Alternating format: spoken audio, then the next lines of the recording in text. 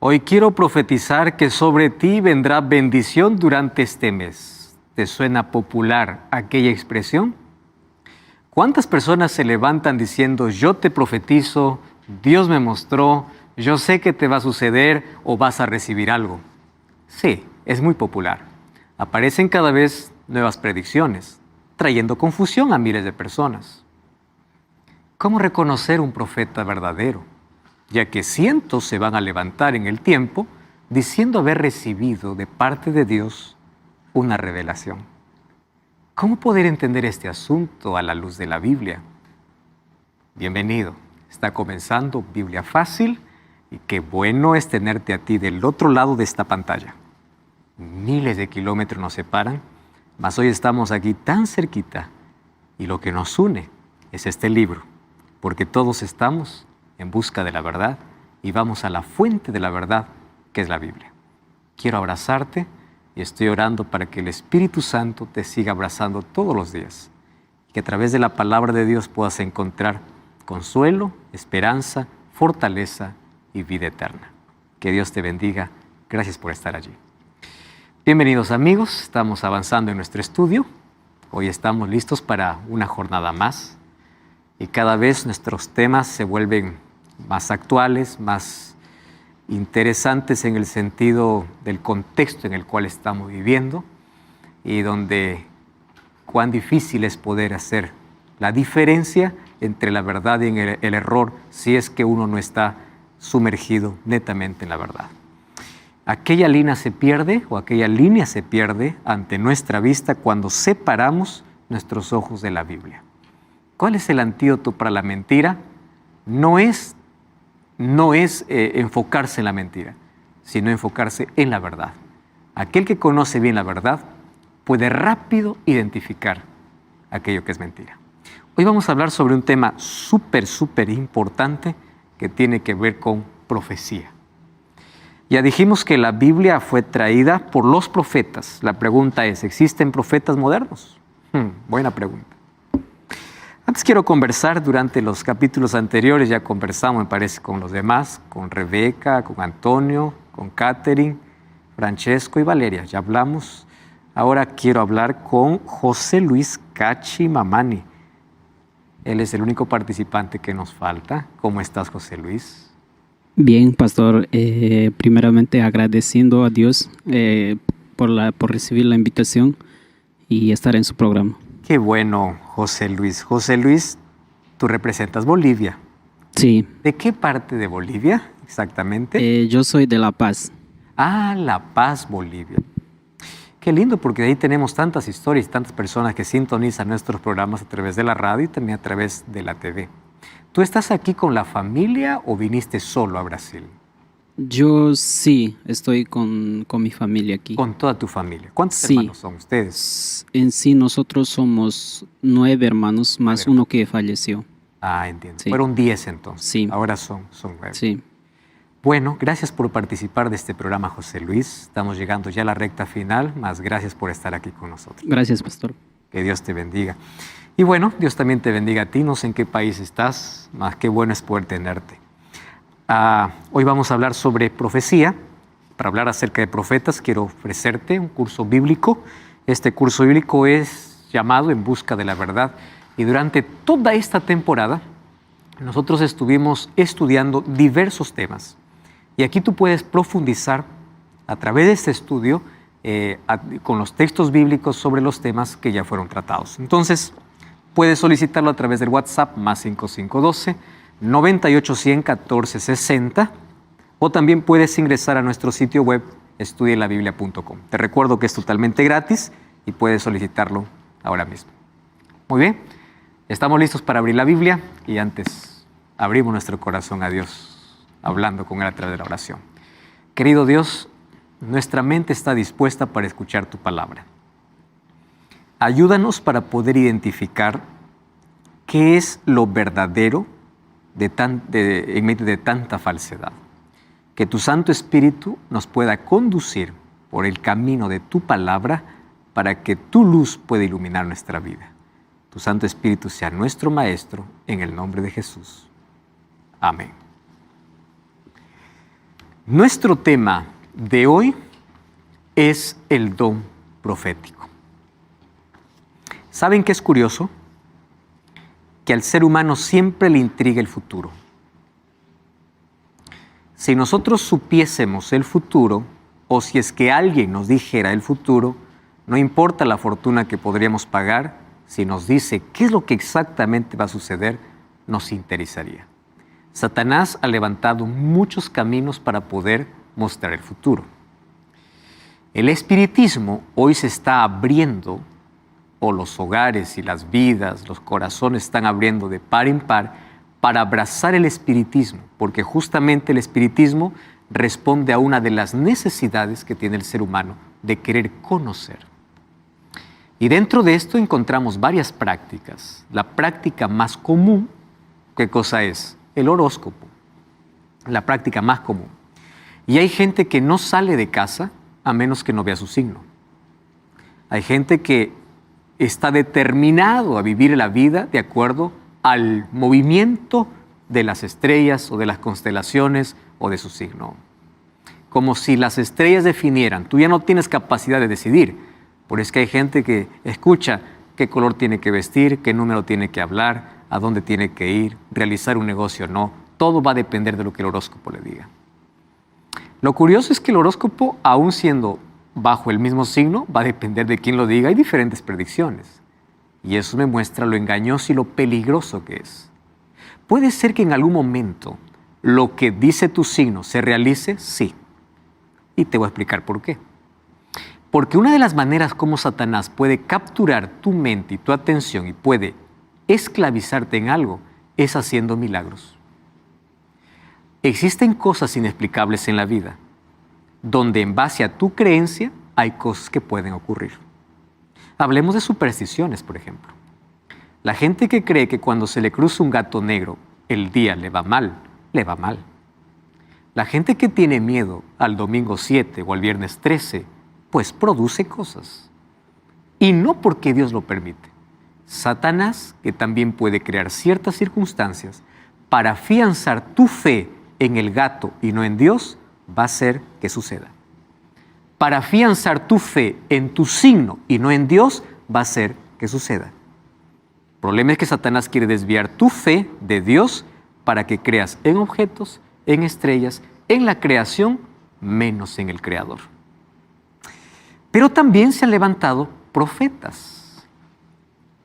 Y dentro del mundo religioso hay tantos que se levantan prediciendo ciertas cosas.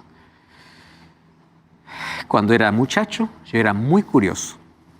Y yo ya visité casi todas las denominaciones cristianas. A veces a escondidas, me interesaba mucho ver la liturgia y ver la manera como se proclama el Evangelio.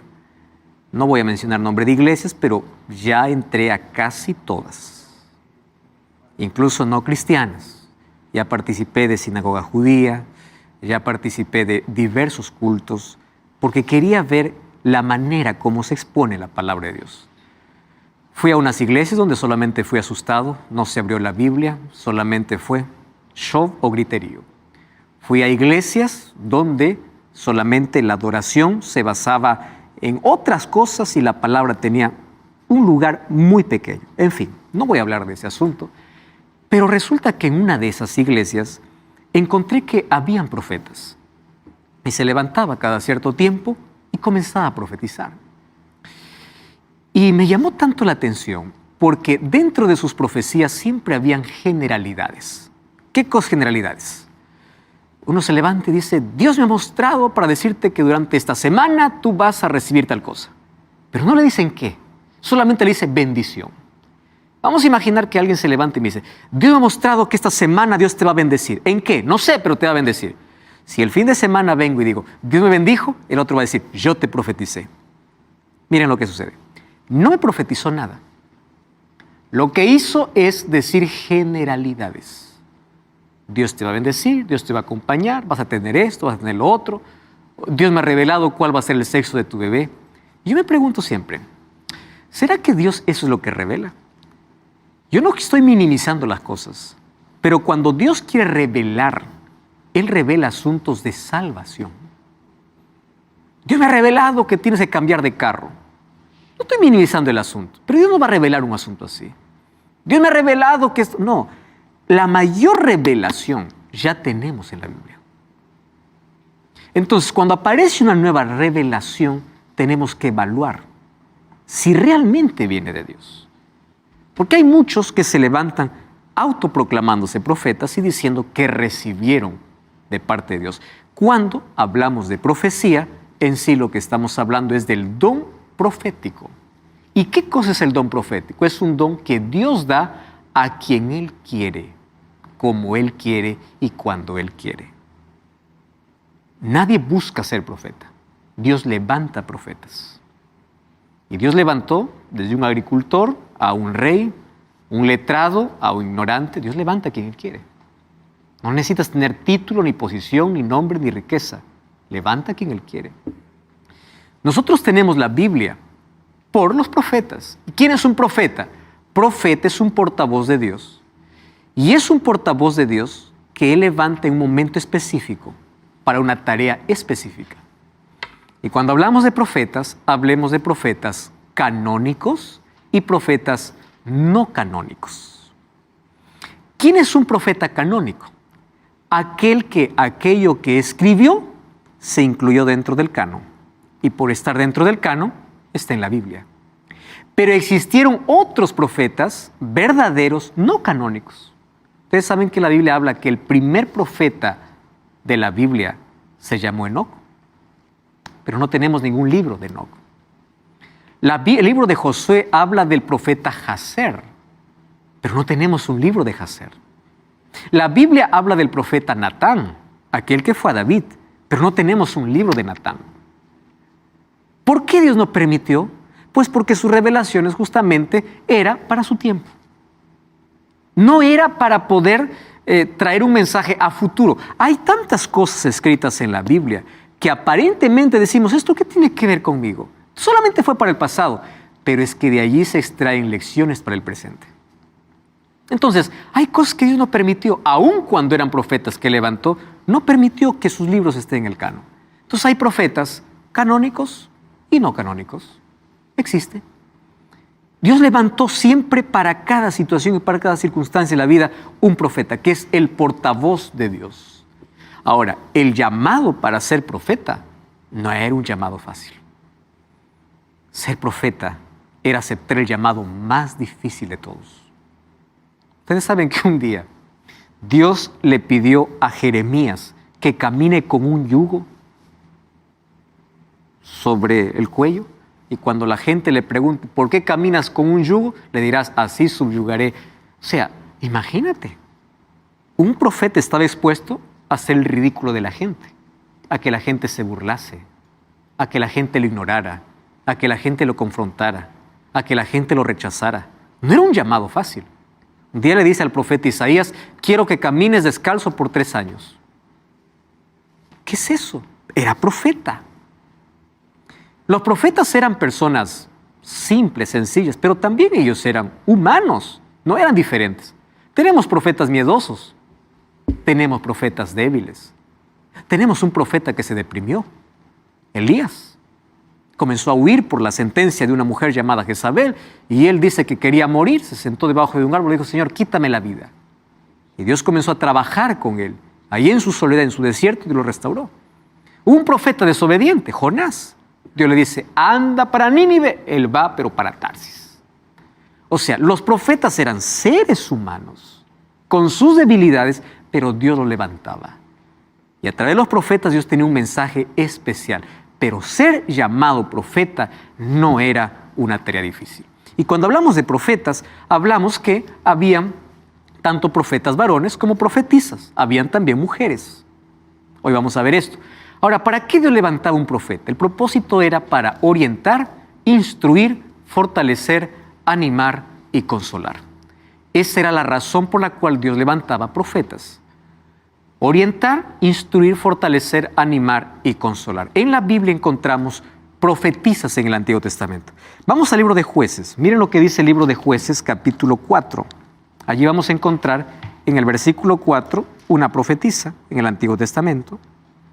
Jueces, capítulo 4, versículo 4. Gobernaba en aquel tiempo a Israel una mujer llamada Débora, que era profetisa. No tenemos ningún libro de Débora, pero ella era profetisa en ese tiempo. Hubo otra mujer llamada Hulda, Segunda de Reyes, capítulo 22, versículo 14. Segunda de Reyes, capítulo 22, versículo 14. Allí dice: entonces fueron el sacerdote Hilcías y Ahicam, Acbor, Safán, Asaías, a la profetisa Hulda, mujer de Salum, hijo de Ticba, hijo de Jarjas, guarda de las vestiduras, la cual moraba en Jerusalén, en la segunda parte de la ciudad, y hablaron con ella. Encontramos a Hulda y encontramos a Débora. Profetas que no nos dejaron un libro, pero que Dios lo levantó en su tiempo. ¿Cuál era el propósito? Orientar, guiar, consolar, fortalecer. Ese era el propósito de los profetas, por el cual Dios levantaba profetas. Muy bien, pero ¿qué cosa es lo que Jesús dijo acerca de los profetas?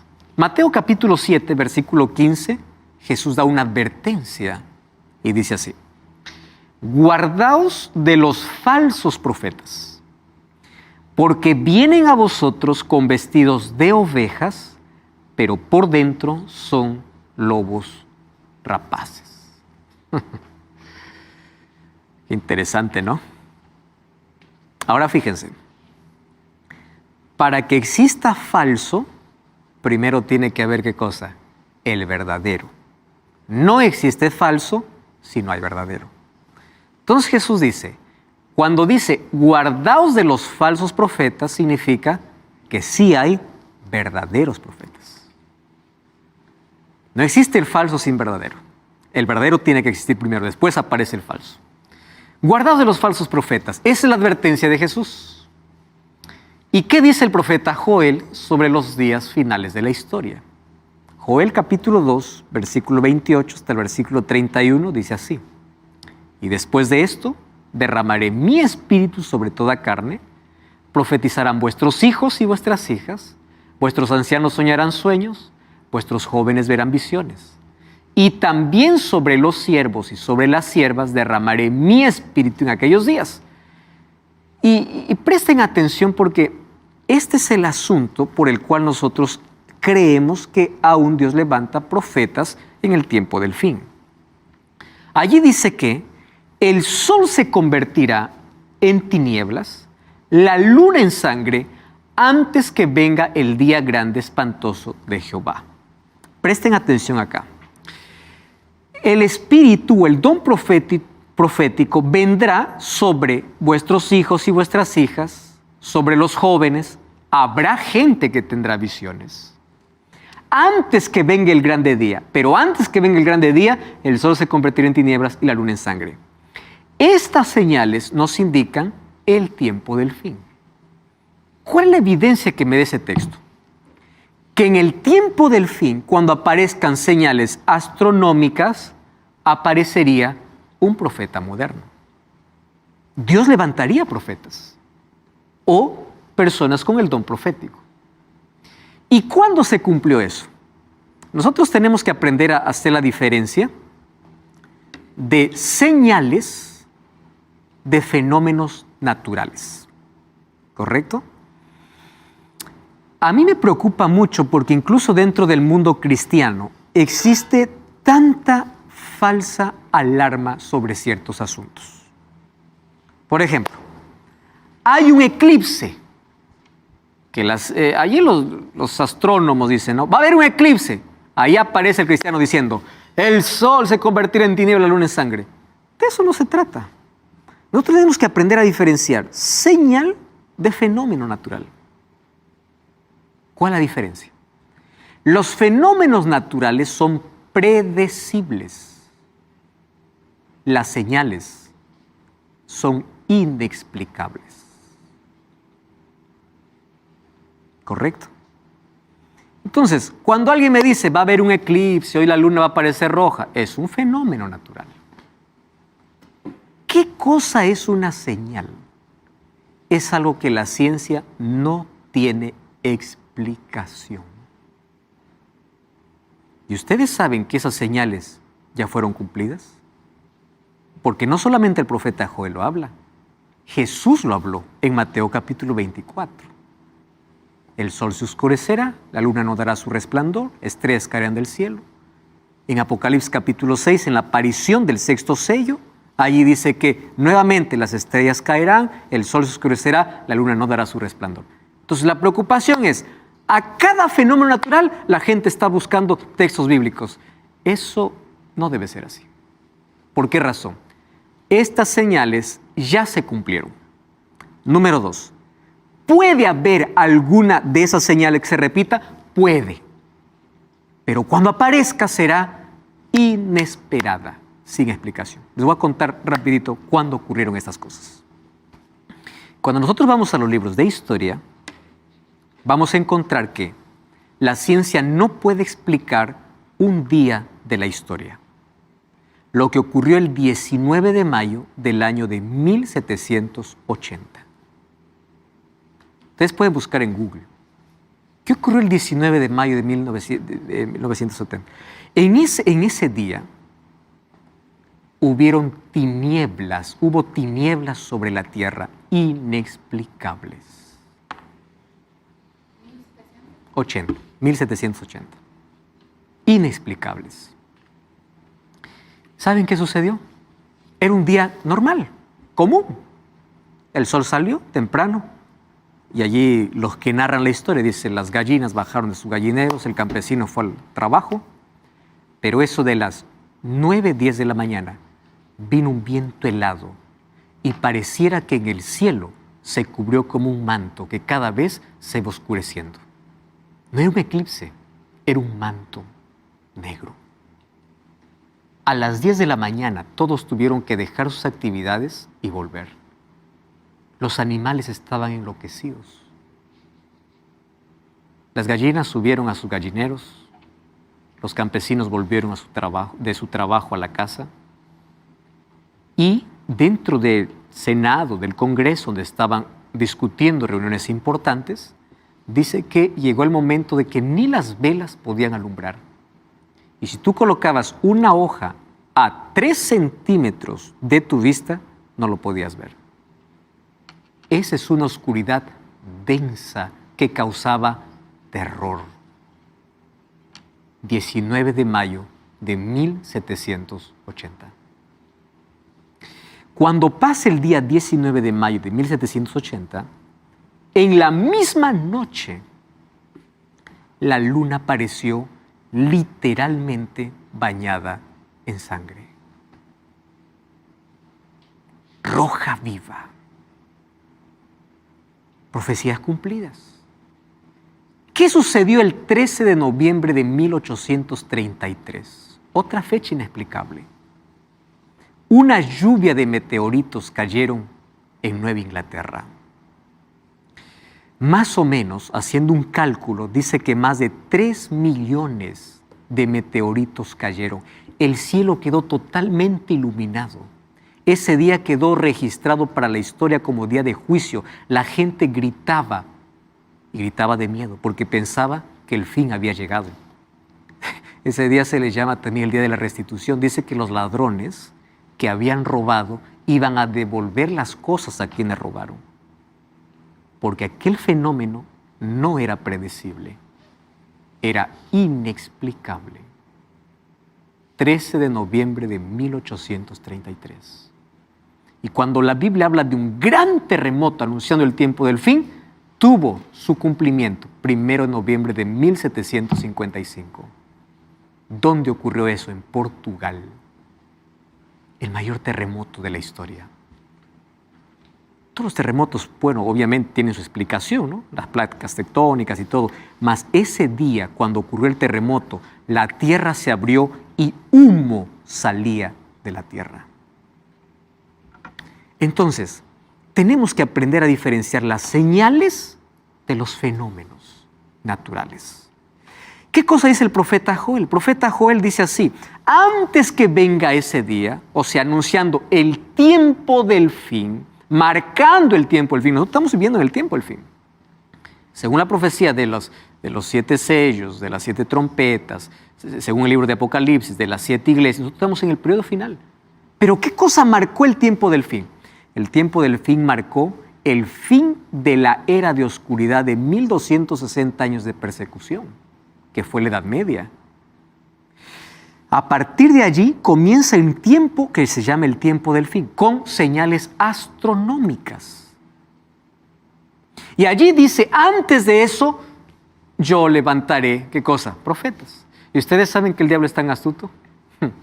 Que cuando ocurrieron esas cosas, hubo un despertar en todo.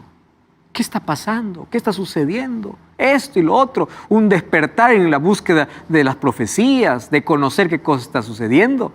Y allí se levantaron en América más de 5,000 diciendo, yo soy el profeta enviado por Dios. Ahora imagínate entre 5,000 reconocer a alguien que sí era profeta. Tremendo. Porque Satanás siempre falsifica. Satanás no es original, siempre falsifica. Todo lo verdadero, él lo convierte en falso para poder confundir. Entonces, eso es lo que dice la Biblia. Ahora, un asunto interesante. Ustedes recuerdan que en el capítulo anterior hablamos de las 2 características de la iglesia verdadera. ¿Y cuáles son las 2 características? Si ustedes van a Apocalipsis 12:17, vamos a leer nuevamente el texto. Ahí vimos que son los que guardan los mandamientos de Dios. 14:12 también lo menciona. 14:12 de Apocalipsis, aquí está la paciencia de los santos, los que guardan los mandamientos de Dios y la fe de Jesús. Y el capítulo, vamos a Apocalipsis capítulo 12, versículo 17, allí habla lo siguiente. El dragón se llenó de ira contra la mujer, se fue a hacer guerra contra el resto de la descendencia de ella, los que guardan los mandamientos de Dios y tienen el testimonio de Jesucristo. Entonces ya vimos que una característica es guardar los mandamientos de Dios. Pero ¿cuál es la segunda característica? Tienen el testimonio de Jesucristo. ¿Y cuál es el testimonio de Jesucristo? Muy buena pregunta. ¿Cuál es el testimonio de Jesucristo? Lo responderemos de aquí en breve. No cambies el canal, vamos a una breve pausa y ya regresamos aquí en Biblia Fácil.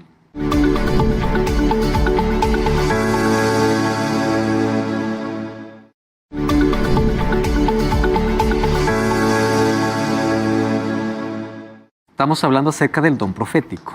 2 características que tendría el pueblo de Dios. Guarda los mandamientos de Dios y el testimonio de Jesús. ¿Cuál es el testimonio de Jesús? Vamos a Apocalipsis capítulo 19, versículo 10. Apocalipsis 19:10 dice, yo me postré a sus pies para adorarle y él me dijo, mira, no lo hagas. Yo soy consiervo tuyo y de tus hermanos, que retiene el testimonio de Jesús. ¿Cuál es el testimonio de Jesús? Adora a Dios porque el testimonio de Jesús es el espíritu de profecía. ¿Cuál era la intención del profeta? Exaltar a Jesucristo. ¿Para qué sirve el don profético? Para llevar a las personas a Jesús. Entonces, cuando se levante una persona diciendo ser profeta, tiene que exaltar a Cristo. Adora a Dios.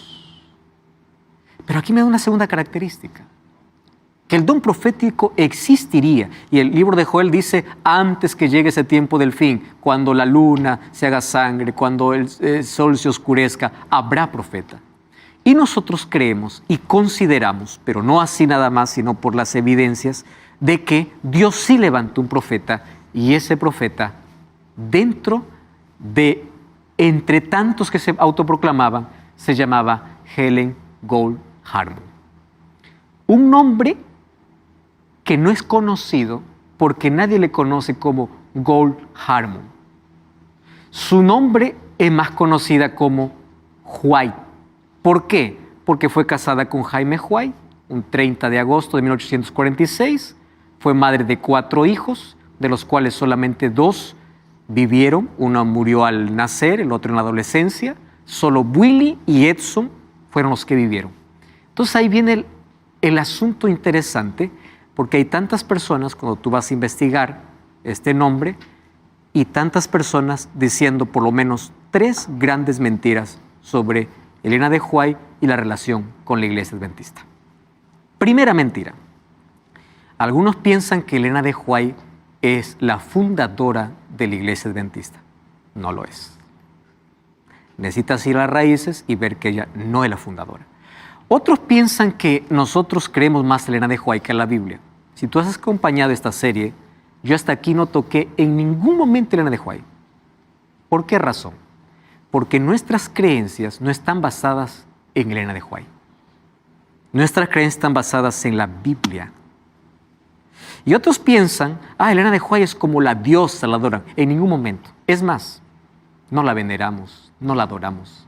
Entonces, cuando alguien te diga, Elena de White es la fundadora, es la diosa, eso es mentira. Y la evidencia es que yo hasta aquí nunca te mostré un texto de ella. Escúchame acá lo que te voy a decir. La reconocemos como profeta no canónica. ¿Por qué no canónica? Porque sus escritos no están en la Biblia. ¿Pero por qué la reconocemos como profeta? Porque sus escritos están en armonía con la Biblia. Y déjame presentarte aquí algunas cuestiones sobre ella. Bueno, ¿debemos aceptar todo aquel que dice ser profeta? No.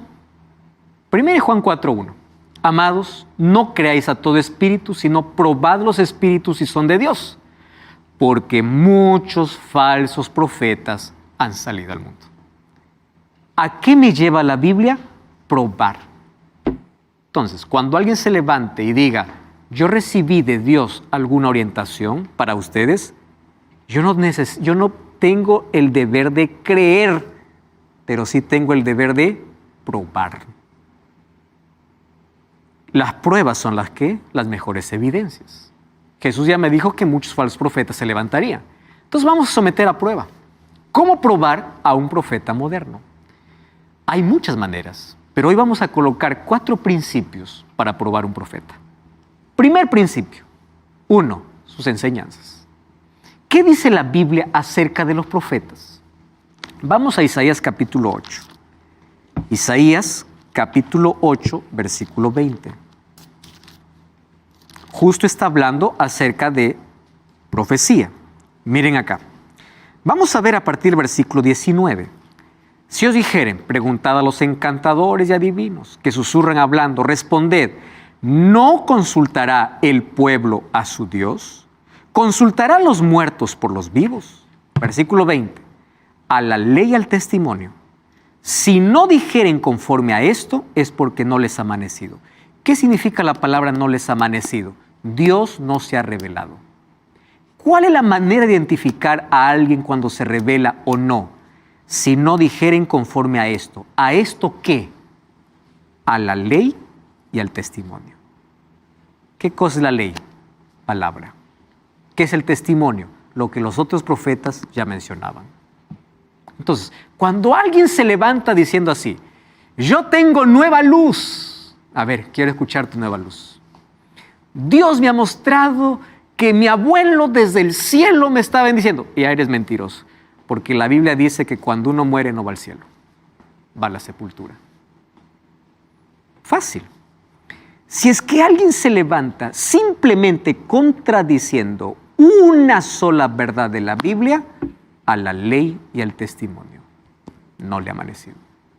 Rebeca. Los profetas únicamente se supone que veían el futuro, o sea, cosas que iban a pasar en el futuro o también cosas que ya habían pasado. No, las cosas que habían pasado por la historia cualquiera lo puede descifrar. La mayor parte de profetas venía con un mensaje urgente de Dios para el momento y para el futuro, mostrando el futuro. Ok, yo no conozco mucho de Elena de White, pero me parece que en algunos libros ella menciona cosas referentes a situaciones que ya habían pasado. Entonces, ¿por qué, digamos?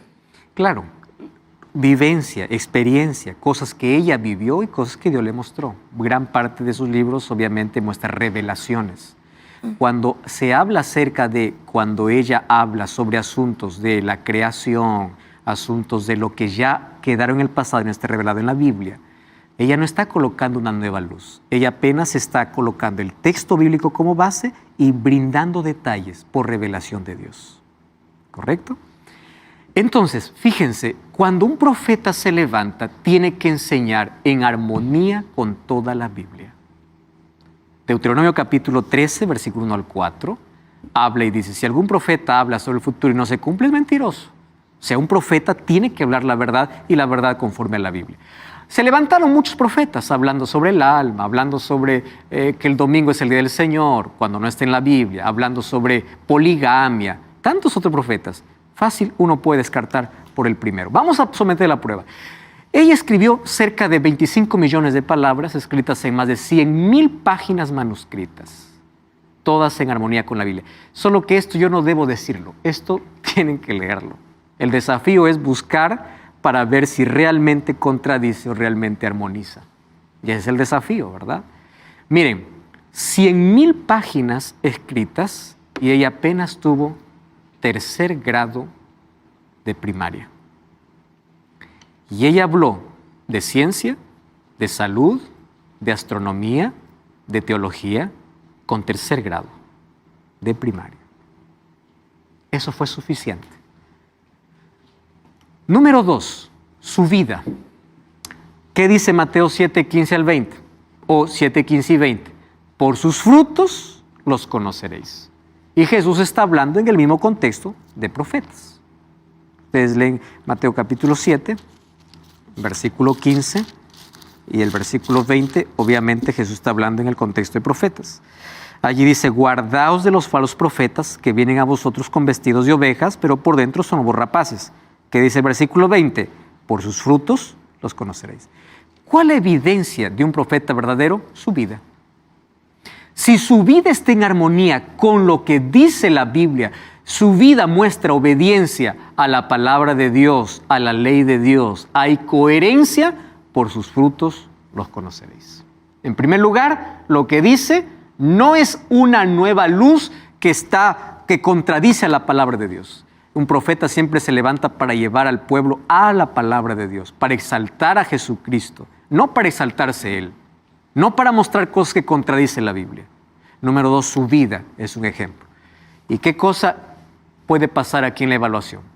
Ella trabajó por 70 años sobre la observación de los más duros críticos, porque cuando ella se levantó obviamente nadie lo creía, lleno de sospechas y abiertamente hostiles. Su vida siempre estuvo por encima de cualquier sospecha. Ella fue un ser humano, igual que los otros profetas, débil, frágil, con problemas, mas ella recibía las revelaciones de Dios. Ahora, ¿qué tipo de revelaciones? Ustedes saben que cuando ella quedaba en visión, un médico que no creía obviamente en que ella era profetisa, fue para evaluarla, porque cuando ella quedaba en visión, cuentan los que estaban cercanos a ella podía sostener en su mano una Biblia de 4 kilos o de 10 kilos, 4 kilos, contemplando al cielo con los ojos abiertos sin que la mano pueda caer por 2 horas. Y los ojos no parpadeaban. Un fenómeno totalmente sobrenatural. Totalmente. Ahora fíjense, todo lo que ella escribió y todo lo que ella vivió estuvo bajo la observación de los más severos críticos. Y su vida refleja. Ella tuvo un orfanatorio donde tuvo más de 20 niños allí dando de comer. Sus profecías se cumplen. ¿Qué dice Jeremías 28, 8 y 9? El profeta que profetiza de paz, cuando se cumpla la palabra del profeta, será conocido como profeta. Entonces, si alguien se levanta y dice, yo profetizo esto y no se cumple, a ver, ¿quién está parecido? ¿Realmente fue Dios o no fue Dios? Se cumple. Y yo aquí les voy a mostrar algunas cosas que para nosotros hoy parecen totalmente irrelevantes. Pero en el tiempo donde ella vivió, esto eran totalmente absurdas. ¿Quieren para mostrarles algunos ejemplos? 1868, ella advirtió que personas con obesidad eran susceptibles a ataques de dolencias agudas y muerte súbita. Uno puede decir, wow, qué revelación es esta, o qué cosa está diciendo. Lo que pasa es que en el tiempo de ella, la persona mientras más gordita era, más saludable se consideraba. Para nosotros, obviamente, hoy ya vemos los problemas que trae la obesidad, pero en el tiempo de ella, esto era salud. Ella se adelantaba a ciertas cosas. En 1960, la Sociedad Americana de Cardiología recomendó la reducción o control de consumo de grasa por motivos de riesgos cardíacos, cuando en ese tiempo esto no era conocido, hablando acerca de salud. Ella habló de la importancia del ejercicio para la buena salud, principalmente la marcha o caminata, que hoy llamado Cooper, ¿no? Llamado Cooper.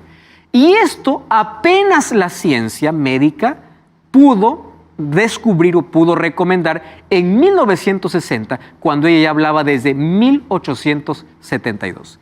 Les voy a explicar un asunto acá. Por ejemplo, ella habla mucho acerca de lo que hoy la ciencia médica pone mucho énfasis. Hoy la ciencia habla acerca de, para tener buena salud hay que tener descanso, ejercicio. En su tiempo eso no se hablaba, porque salud era otra cosa.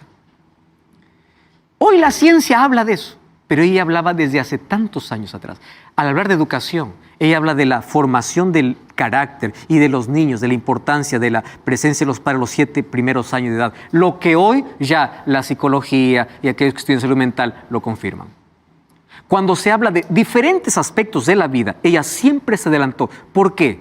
Si en su tiempo eso no era popular. Les voy a hacer un ejemplo muy claro. Ella habló en contra del tabaco, cuando en su tiempo el tabaco era usado como medicina. Ustedes saben que la medicina fue evolucionando. En su tiempo, el tabaco, el café y el alcohol eran usados como medicina. Y ella se levantó y dijo, Dios me ha mostrado, me ha revelado que esto es perjudicial. Para nosotros hoy puede decir, esto... No, pues es que en su tiempo se hacían las cosas contrarias. Ella habló de la importancia de la luz solar cuando los médicos en ese tiempo a los enfermos los encerraban y cerraban las ventanas para que la luz no entre. O sea, que alguien venga a decirme cosas contrarias a la ciencia médica de ese tiempo, teniendo solo 3er grado de primaria. Esto no es común. ¿Correcto? Ella habló de muchas cosas, del peligro de la carne, de los estimulantes, de cómo funciona el cuerpo, el sistema nervioso, en fin. Un profeta es guía divino en tiempo de crisis. Oseas 12:13 dice, por un profeta Jehová hizo subir a Israel de Egipto y por un profeta fue guardado. Ella, en los momentos decisivos y de crisis de la iglesia, fue una voz de parte de Dios para orientar sobre el rumbo que debería tomar. En todos sus años de labor fue una voz que Dios usó para dar dirección para su obra. Es interesante que gran parte de la estructura, de la organización, de la distribución, incluso ustedes ven que hoy cada iglesia, obviamente, ya dijimos en el programa anterior, cada iglesia distribuye sus finanzas como quiere. A través de ella podemos comprender que las finanzas que llegan a través de diezmos tienen que ser distribuidos de manera proporcional y para todo el mundo para la predicación del Evangelio. Por eso es que la iglesia tiene un sistema totalmente diferente. En los momentos de mayores crisis o donde se necesitaba tomar una decisión, Dios levantaba una voz para indicar el camino. Porque eso era el propósito de los profetas cuando Dios los levantaba. Durante 70 años escribió cerca de 100,000 páginas, tornándose una de las mayores escritoras de la humanidad. Escribió sobre educación, sobre salud, sobre religión, sobre astronomía. Ella escribió sobre todo. Ahora, hay diversos libros publicados, diversas cosas que nos llevan a exaltar a Cristo y exaltar la Biblia. Y hay 2 cosas que debemos comprender sobre ella. Primero, sus escritos no sustituyen la Biblia. Por nada. Y número 2, ninguna creencia de la iglesia está basada en lo que ella dice. Porque nosotros entendemos y creemos y proclamamos, y ella incluso llevó al pueblo ¿a dónde? A la Biblia. ¿Cuál era la función del profeta? Llevarlos a Cristo, llevarlos a la palabra. Cuando el profeta se levantaba para poder llevarlos fuera de lo que Dios ya había revelado, es un peligro. Pero Dios lo levantó para llevarnos ¿a dónde? A la palabra de Dios. Por eso sus escritos no es fundamento de ninguna doctrina. No sustituye la Biblia. Miren algunos textos aquí. Nada mejor para fortalecer la inteligencia que el estudio de las Sagradas Escrituras. Ningún otro libro es tan potente para elevar los pensamientos, dar vigor a las facultades, como las grandes y ennoblecedores verdades de la Biblia. Si se estudiara la Biblia como se debe, los hombres tendrían grandeza de espíritu, nobleza de carácter y firmeza de propósito que raramente se ve en este tiempo. ¿A dónde está llevando a la gente? A la Biblia.